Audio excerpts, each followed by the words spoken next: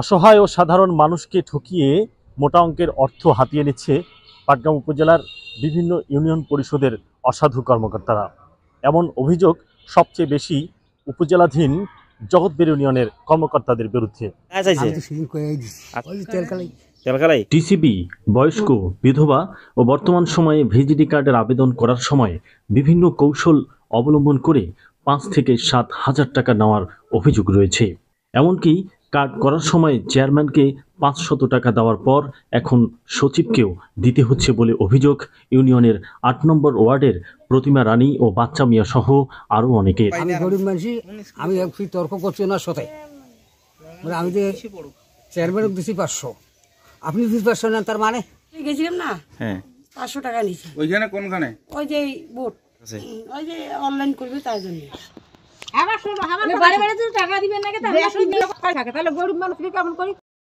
অভিযোগ অস্বীকার করে জগৎবেড় ইউনিয়ন পরিষদের সাবেক চেয়ারম্যান ও আওয়ামী লীগ নেতা মোস্তাফিজুর রহমান সোহেল জানান, 5 তারিখের পর থেকে পরিষদের কোনো কাজে তার উপস্থিতি নেই।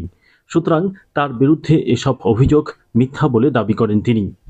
একইভাবে সচিব মইনুল ইসলামের বিরুদ্ধে করা অভিযোগ সম্পূর্ণ মিথ্যা দাবি করলেও অনলাইনে কাজ করার জন্য এমবি খরচের টাকা নেওয়ার কথা স্বীকার করে বলেন, এটা আসলে অনেকে তো অনেকের নাম ভেঙে চলার চেষ্টা করে। হয়তো আমার নাম ভেঙেও অনেকে চলতে পারে, হয়তো ফায়দা লুটতে পারে। আমি যেহেতু এখানে একজন দায়িত্বশীল ব্যক্তি, এই ধরনের যদি কোনো কথা বলি থাকে আমার নামে অথবা টাকা অফিসে নেওয়া হয়, এটা সম্পূর্ণ ভিত্তিহীন এবং মিথ্যে। যে আপনার শুধু নেট খরচ 20 টাকা করে নেবেন না, এটা হয়তো তারা নিতে পারে, কিন্তু এটা আমি জানি না। আমি এটা বলছি যেহেতু আমি করিনি, ওদেরকে বলে দিচ্ছি যে শুধু নেট খরচ 20 টাকা করে নেবেন। শুধু তাই নয়, পরিষদ এলাকার আশেপাশে অবস্থান করে একটি দালাল চক্র এসব কর্মকর্তার ইশারায় সেবা গ্রহীতাদের কাছে অর্থের বিনিময়ে কাজ করার প্রতিশ্রুতি দেয় বলেও অভিযোগ রয়েছে। এখন কেউ যদি কাউকে টাকা দেয় আর কেউ যদি মনে করেন যে টাকা নেয়, এটা হলো তাদের বিষয়, ঠিক আছে না? এটা আমরা অনলাইনের কাজ বর্তমান চলমান আছে। একই অভিযোগ ছিল পাটগ্রাম ইউনিয়ন পরিষদের সদ্য বিদায়ী সচিব আরাফাত আলীর বিরুদ্ধে। তিনি ইউনিয়নের আব্দুল কুদ্দুস, রাশেদা সহ আরো অনেকের মাটি কাটা কর্মসূচির টাকা নিজের নম্বরে কৌশলে ঢুকে নিতেন। কি বলছে টাকা ওনার অ্যাকাউন্টে গেছে? ওনার অ্যাকাউন্টে গেছে, স্বীকার করছে। আচ্ছা, আজ পর্যন্ত উনি টাকাটার ব্যাপারে কিছু বললো না। আরো 8,000 টাকা দিয়েছে, সেটা অভিযোগ দিছি। সেটাও পান নাই? সেটাও পাই নাই আমরা। আমাকে কাগজপাতি চাইছে, আমি কাগজপাতি ক্লিয়ার দিছি।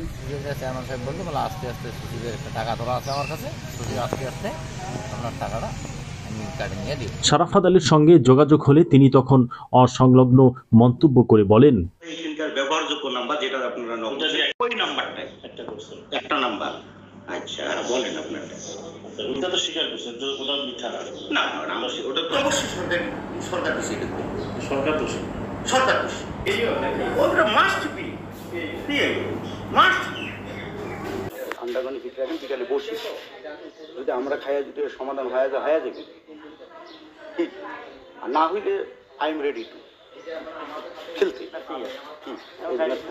3টার গ্যারান্টি আমি এখন স্যারের সঙ্গে তো আমি বসবো, হ্যাঁ আমিও বসবো, হ্যাঁ এই জন্য সামনা। এসব অভিযোগের সত্যতা মিললেও সে সময় কার্যকর কোনো পদক্ষেপ ছাড়াই শরাফত আলী অন্য স্থানে চলে যান।